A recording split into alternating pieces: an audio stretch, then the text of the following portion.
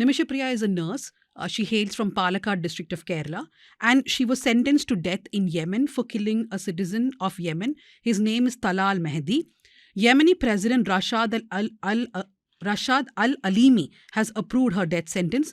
Now, this approval has come as a huge shock because there is an action council and there are several groups who have been working to ensure that her death penalty is annulled and she can be sent back. Joining us today is Mr. Babu John. He's in fact part of the Nimisha Priya, Save Nimisha Priya Action Council. He was someone who lived in Yemen for almost 2 decades. He's been part of several negotiation teams. Thank you, Mr. Babu John, for joining us at the News Minute. Yeah, thank you, Dhanya, for calling me for this discussion and heading this, this issue from the beginning. So I just want to say that in 2020 was when I was approached by a few people saying that can you all cover the Nimisha Priya case, because from 2017 Malayalam media had been covering it quite well. In 2020 I was asked that can you please come in and cover this. At that time the trial court had already given her a death sentence and the appeal court was hearing her case. So from the time the case was in the appeal court, I had been trying to reach Nimisha Priya. She had a phone in her Yemeni prison cell. Only after the appeal court actually said yes to the death sentence could I finally manage to speak to Nimisha Priya. I still remember it was in 2020 August. We spoke to her first and she narrated her entire story. The reason why they had actually approached us is because by then a lot of Malayalam media was reporting that an Indian woman kills her Yemeni husband and therefore she gets death penalty. So for a lot of people, it's like, oh, she has killed him. So why can't she get the death penalty? So we were asked to put out her version of the story as to what really happened. So this is a woman who goes from Kerala along with her husband to Yemen. It's a very difficult country to be in, but imagine they do offer better perks, better salary, which is why a lot of people do end up going to these countries. So Nimisha Priya was there along with her husband. Her husband and child had to come back because they did not have enough money. In 2015-16, Nimisha Priya decides that she has enough experience. She should start a new small clinic, which is when she goes to this Talal Mehdi, someone the family knew. Because in Yemen, to start any business, you have to have a Yemeni partner. So this man said he will partner with her. But eventually what Nimisha told me is that she did not need his partnership because another man came forward and they started the clinic with him. I remember she sent me the picture of her clinic then. But what happened without their knowledge is that this Talal Mehdi also registered himself as a partner. The documents were in different languages. Nimisha Priya did not understand. And this guy was a friend, so he would come to the clinic all the time. But soon he became abusive. He started taking her money. He started physically assaulting her, sexually assaulting her. He even took her passport and he sort of kept her in his house. That is when she got advice from somebody that give him a sedative. When he is sleeping, you take your passport and you run away. So what she told me is that she gave him one shot of sedative, but it did not work on him because he was already high on drugs, which is when she used a second shot of sedative and that unfortunately killed him. So another nurse who was there along with her chopped the body. She's also a co-accused in this case and she got life imprisonment. And they dumped it. So that's the case against Nimisha Priya. But for many years, the Action Council, Mr. Babu John, has been working to get her pardon. My first question to you is, what are the options now before us? Because you all have been trying to talk to the tribes there, right? What are the options before us now? Yeah, thank you, Dhanya. Before answering your direct question, I would like to express my all gratitude to you because you are the one first approached me through one of your reporters, I think Neetu from Cochin. Yes.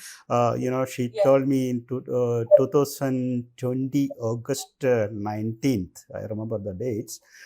She told me there was a case like this and Dhanya wanted to speak to you. So that is how I also came to know, because I left Yemen in 2015 during the war after saving, hundreds of people. More than 200 people were staying with me in those days, March 27 to April 9, 2015.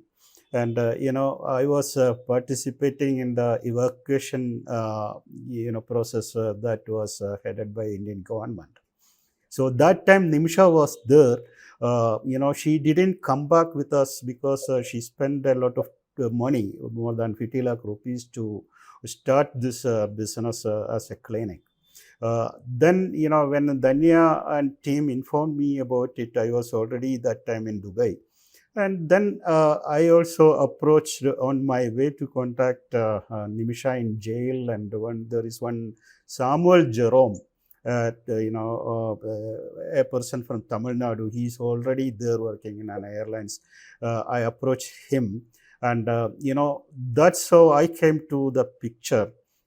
Uh, and by that August 2020, by 23, 24, like that, after a week, within a week, uh, I ended up in communicating with several friends of mine across the world. Then we constituted the International Action Council, having around more than 80 people. And the first meeting was held in September 3rd of 2020 to save Nimisha Priya. That is the beginning of the story. Now I'll come. Thanks, Dhanya, for taking initiative to this mission. I always remember and tell everybody that this is Dhanya who approached me or took this incident to my consideration, and we forwarded from there. Now, coming back to your direct question, now what we can do, right? Now what we can do, being the president of Yemen, put signature for consent of the execution within 1 month time. Still, we have a hope that if India government, everything is with India government. If India government strictly involved in this immediately, we can have a hope of saving Nimisha again. Because as per the Sharia law, which is prevailed in Yemen, the law admits and allow the sentenced person to be free if the family pardon him or her.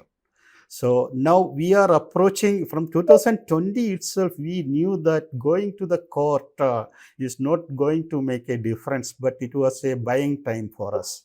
So from 2020 to now it's 25, Nimisha is living even in the jail because of our group efforts. And we were asking the government of India to appoint a lawyer because of Nimisha was not getting legal aid during a trial. So that we have succeeded to pursue the Indian government to appoint a lawyer, Yemeni lawyer, and that lawyer filed a appeal petition in the Supreme Court of Yemen, and that was going on until last year. And the Supreme Court also approved the lower court's verdicts, and that is how it will happen, which was expected because the Yemen things are happening in a way that half the judicial side and half the tribal side. So we were, compelled to deal with tribal people as well as the law. So we, now the law failed in front of us to save Nimisha. Only way is to approach the family to ask for a pardon, and for that pardon also, if family want, they can ask for a diya money, that is blood money. And we as the Action Council promised and taking the responsibility fully of providing the or paying the blood money whatever they ask. And for that we have collected the people, and we have got promises from many of the people, including industrials like M.A. Yusuf Ali, that Lulu Group, and the previous Chief Minister of Kerala, Manjandi, was also helped us in doing that. And the government and the MPs, MLAs, all political parties, verbally we are speaking, they were all supporting. Now again come back to the situation as we are facing now. You know, 30th of December, this approval from the Yemen government for executing her came as a shock, as Danya said, and we were not expecting that. That may come this point of time, but anytime it can happen. Like for example, I always wanted to compare with the Yemen situation with other country situations in a special manner. People who are involved and whom we were speaking is always comparing with the situation easily, like in a democratic country or even in Saudi Arabia with Yemen. It is not that. It is not that. There is, there is not a government actually. The ruling government now, where Nimisha is held now, is a rebel government supported by Iran. It is having a lot of political issues. You all as all you must be knowing. This is a war happening between Saudi and Iran. Yemeni people are scapegoats. Actually speaking, this Houthi government is supported by Iran, and because of that, this Houthi government is not recognized by any of the countries in the world. So we, not only us, Indian government, not any country is having any diplomatical or bilateral relations with the Yemeni government to speak with. That is where we wanted the government of India to involve from the behind the scenes. When I say unofficially, in diplomatic ways, it is not unofficially. They have to involve with the Yemen government and Yemen president and Al-Houthi regime and with the tribal leaders to stop this execution, since we are not asking anything illegal. We are asking whatever is within the purview of the Sharia law, where we can, request the family to pardon even with the blood money. So, but just a quick question. Great points that you've been making, but just for clarity, have we managed to talk to Mr. Mehdi's family there in Yemen? Is the council in touch with them? Yes, the mediators in Yemen could speak to the family, many times, few times. I cannot reveal the names and details of the discussions. And we got a positive note from the family and tribal people that they are ready to, they are willing to discuss. That is why all these 4 years, Nimisha is not executed. Nimisha is leaving because of that. Otherwise, the execution would have happened in 2020 itself. Because if the family pressurized the court or the government, it could have happened any time. So this is a green signal to us, and there was a dialogue also happened many times that things are in positive side in favor of discussion. But one thing was, made them upset in Yemen, the family and the community, is about the, media reports what was happening in India. Whatever we are speaking, whatever the cruelties, imposed on Nimisha, and for us, we have to tell the truth. And in media and everywhere, it is published. And that family was taking it as a abuse on them. So one side, we are approaching the family and Yemeni people asking a pardon. At the other side, we are accusing them. So this two will not go together. So we, as in International Action, Save Nimisha Priya International Action Council, was trying to approach in a balanced state that Dhanya also knows. Many times I was discussing with her about this whenever we give the report. So these reports were, upsetting them. They were telling in the meeting several times, even though they are ready to have a discussion. No, I remember this in 2020, like I said, when I first wrote about it. There was a whole discussion as to should we talk about Talal Mehdi and what he did. But at that time, it was important to write that because it was being, in the Indian media, she was being portrayed as a woman who just killed her Yemeni husband for money. So our intervention had to happen at that time to say that, no, this was also a cruel man. But beyond that, he's saying if we keep reporting it, that becomes confusing. Lina, you want to say something? No, Danya, there are many things that complicate this case. I don't know how much the public is aware of, but as Mr. Babujan has put here, there is a stronghold of the tribal culture of a destabilized government that is not a democratic government, a judicial system that partly counts on the family's response to this crime, and all of that. That complicates sort of the work the Indian authorities have to do here. But I've also, from what I've understood about the case, there have been people who have been later accused of other crimes and been already executed by the Yemeni government. But the fact that they've held on to the Nimisha Priya for this long itself shows that there is something happening there from the authority side that is also in favor for her. There has been people who have been running the campaign in her favor, who's been telling us that though there has been no pardoning from the family or a confirmation to a blood money amount, it itself shows that the family has not pressurized for the death penalty, the execution to happen. That shows that there is some positive signal there. So there are so many things that shows us there is some hope in Nimisha Priya's case. But even then, there is a far more ground to be covered that the Indian government has to step in and do fast to enable that she's not executed in the time. In fact, in Nimisha Priya's case, she went to the police twice. She went first saying that this man was assaulting and that he had faked a marriage certificate. Second time, she was jailed along with him.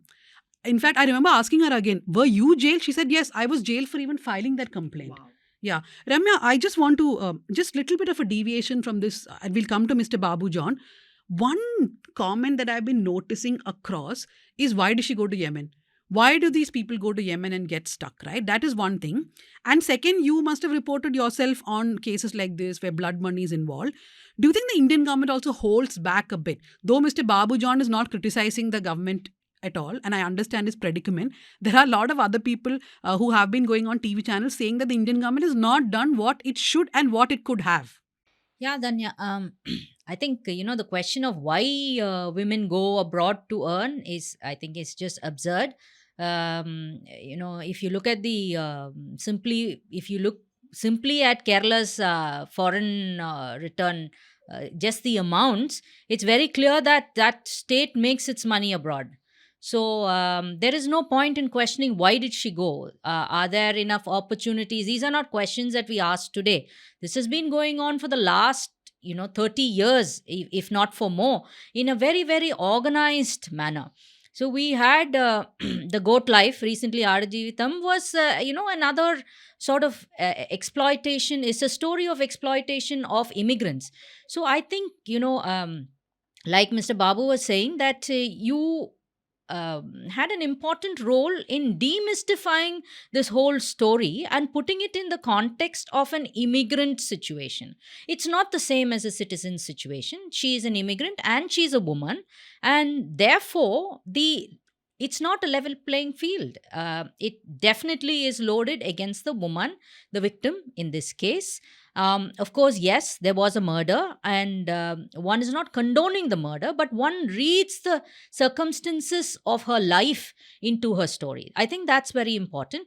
And yes, in this case, I think Indian government must, take a bolder step. It's possible, I think, with intervention. Today, India is a world leader. There are nations that listen to India and that are paying attention to what this nation is saying. And I think we must use our increasing clout in the world, perhaps, to bring our might to this case and probably get some relief for Nimisha Priya. We know that even though with some of the reporting we have tried to clear the public perception regarding this case, but Indian government will definitely look at what the narrative in the minds of the people are, that it doesn't want to be seen as playing into the hands of a narrative that doesn't work in its favor. So I think increased media reporting and attention to clearly outline what the Nimisha Priya case is and how she was a victim of her circumstances is very important, and that continued reporting and sustained pressure by the media is very important for the Indian government to make the right intervention at the right time in this case. I just wanted to intervene here, as you are discussing, this is not only because of she is a female. She, the question here, how the Indian governments like Indian government is interfering for an individual case. Okay, especially what I look at this Nimisha's case in a little bit different angle. She is a victim of war. Okay, she, her husband and child was living peacefully in Yemen, making money or trying to make money, and suddenly the war came. Okay, in 2015 January, she went back from Kerala after purchasing the equipments for the clinic, and her husband stayed back saying that I will follow you after a month. And she reached in January and started the clinic, by her own and with the help of this same Talal. Okay, whatever the differences and all, keep it apart, but they started the clinic. And I was there that time, and we all were thinking that the war will end in 1 week time. That was the propaganda, or that was what people were thinking. So when they started the war and it was not ending, then the atrocities of Talal started, because she was trapped there. We cannot blame her, or we can, the blame, the ultimate blame, if it is anybody to be blamed, is the war. Okay, then Talal, his habits, or of course, there was always, everywhere in the world there is atrocities over women, and it is not addressed properly.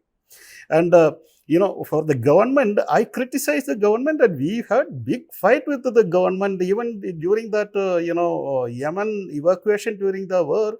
I was totally about to be arrested, because I was stopping that General VK Singh that time, for taking the people from Yemen from the war area.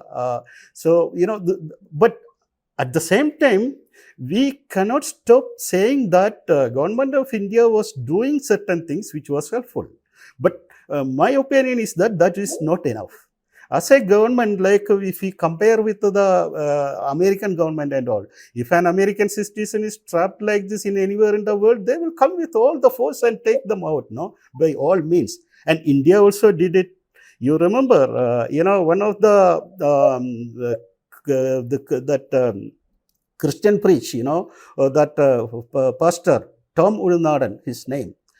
He was, captured by the terrorist group in Yemen itself in 2015, and the India government involved, Vatican involved, and they got, they released him.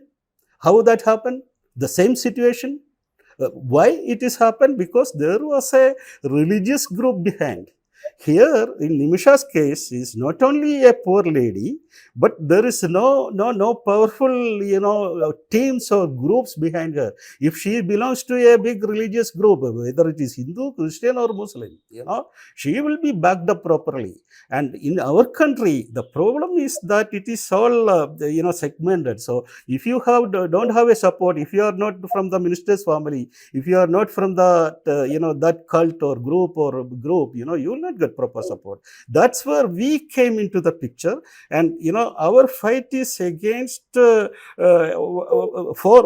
telling the government and the people of India that our co-citizen, one of our co-citizens, is stranded where there is a war situation, and she had gone through all the brutal activities, and how our government should behave to save her.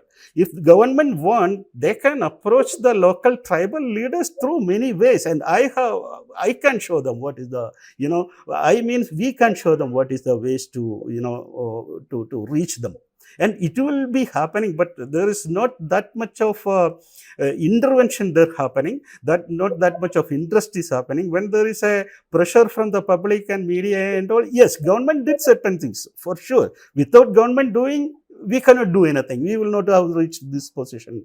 But Mr. Babujan, I have one doubt. This is a very simple doubt. There was $20,000 which was given to the lawyer for the first pre-negotiation. There is a lot of confusion that the second tranche of $20,000 were not given, because there was confusion as to whether the lawyer was really in touch with the tribes. What was the result of the first $20,000? Is there such a confusion in the council? And if that second tranche had been given, would things have been better? The lawyer is appointed by the government of India through embassy. Okay, we as Action Council don't have any part in appointing the lawyer, or we asked the government to appoint a lawyer. Government appointed a lawyer from Yemen, and lawyer's condition was that he will try his best to get the thing sorted out, provided he need to get $40,000. That is in part. He will accept the $20,000 in phase one, and if the phase one succeeds, then he will ask for another $20,000. That was a condition in June 2024. So we have transferred $20,000 to the MEA, Ministry of External Affairs account in Delhi, and Delhi transferred the money to Yemen embassy, and Yemen embassy transferred the money to the lawyer, $20,000 in June. And after that, the negotiation, all the process has happened. How we can witness that is happened? Lawyer was not directly communicating with us, but Samuel Jerome, who is the power of attorney holder of the mother of Nimisha's mother. Now, by the way, I wanted to tell you that this Samuel Jerome and Nimisha's mother is already in Yemen. So he was attending, the Samuel Jerome was attending the meetings, and he was witnessing that the meeting has happened, and the meeting has happened with the tribal leaders plus the family related people, and there was a green signal from there also. So after the first phase of meetings, lawyer was asking the second part, $20,000 to the embassy. That we took a stand that from the beginning that we will pay the money through the embassy only. After consulting with the lawyer and the embassy, we need to get an approval or a requirement from embassy. That delayed in beginning. We know that lawyer asked the embassy, but we didn't get a formal approval from embassy from the transfer of money. Even though the time was passing out, then in December, we ourselves as the council asked the embassy and MEA that, okay, we are ready with the money, 20,000, another 20,000, shall we transfer it? Again, we didn't get a reply from the government, but still on 27th of December, we transferred the money after speaking verbally to the MEA authorities, and MEA authorities gave a reply saying that, okay, you can transfer the money. So we transferred the money on 27th. Up to that time, everything was going, I'm not saying well, but everything was on the way. The negotiation and the lawyer's part and everything was going on the way. But December 30th, this order was signed by the president of Yemen, unexpectedly. That was what happened. So what I wanted to tell that this money of 20,000 didn't make that much difference of making a decision from the president of Yemen. Like if we give a memorandum to the president of India, who knows when he or she is going to sign the memorandum or take a decision. Even the Prime Minister of India will not be knowing what time the president of India will be taking the decision. So this is what happened now actually. Okay. Thank you for that, Mr. Babu John. So imagine it's actually the people who are collecting this money and giving it to the MEA to be paid to the lawyer. Any final closing thoughts, Ramya, and then Leena? Yeah, Danya, I think, in this case, it's the story of a poor migrant.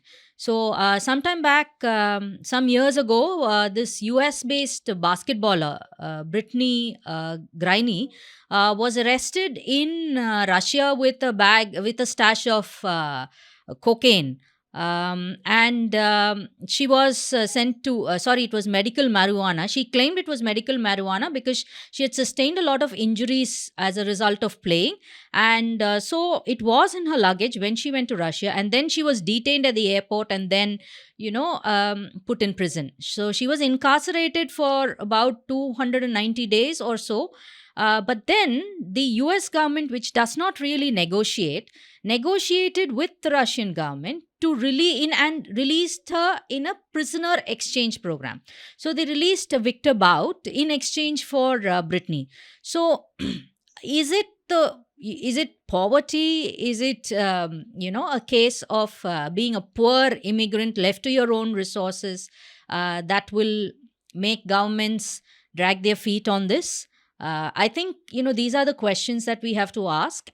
Like Lena said, there has been a lot of public momentum in this case. More recently, even the channels have been talking about this relentlessly, maybe because the judgment has come and the day is close by.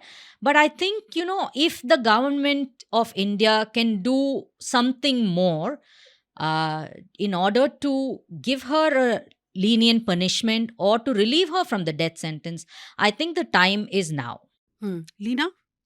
Yeah, I just hope that the government does solid steps in getting in furthering this conversation and getting her some relief, because she has already spent so much time in the prison, trying to understand what fate awaits her, and I hope that all of that comes to play to save her from an execution. Yeah, so time is running out for Nimisha Priya, a spirited woman, who wanted to make her career, further it, and she herself was actually reaching out to the media, everyone, to explain what is happening to her. So I really hope that the government does intervene maximum and gets her out.